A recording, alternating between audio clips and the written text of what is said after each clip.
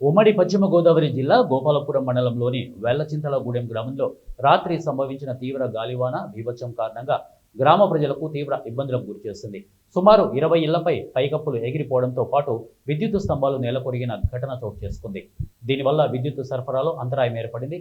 అదేవిధంగా పశు నష్టం వంటి అనేక సమస్యలు వాటిల్లాయి. ఈ నేపథ్యంలో గోపాలపురం శాసనసభ్యులు మద్దిపాటి వెంకటరాజు వెలిచింతలగూడెం గ్రామాన్ని సందర్శించి బాధిత కుటుంబాలను పరామర్శించారు. అనంతరం సంబంధిత అధికారులతో సమావేశమై తక్షణ సహాయక చర్యలు చేపట్టాలని స్పష్టమైన ఆదేశాలు జారీ చేశారు. కనీసం అది చేస్తే మాకు ఎంతో మేలు చేసినట్టు అవుతుందండి. మరి ఎన్నో కార్యక్రమాలు మానవతా స్వచ్ఛంద సేవా సంస్థ ద్వారా మరి మేము చేస్తుంటే ఆయన మద్దిపాటి వారు మానవతా స్వచ్ఛంద సేవా సంస్థ పేరు మీదుగా ఎన్నో కార్యక్రమాలు చేస్తున్నారు.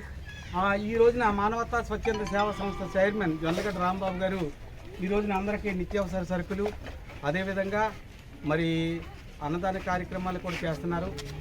ఈ యొక్క బాధితులకి తప్పనిసరిగా మరి మద్దిపాటి వెంకటరాజు గారు మా గ్రామం పట్ల ప్రేమతో వచ్చి ఈ కార్యక్రమం చేస్తున్నట్టు మరీ ముఖ్యంగా మానవతా స్వచ్ఛంద సేవా సంస్థన ఈ ఇబ్బంది లేకుండా ఎలా చేయాలనేది ఖచ్చితంగా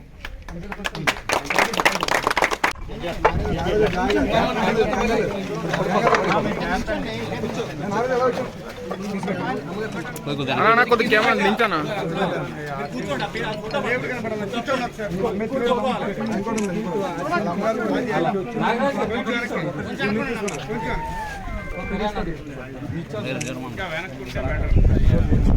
కొద్దిగా ఇటు చూడండి నాగరాజు గారు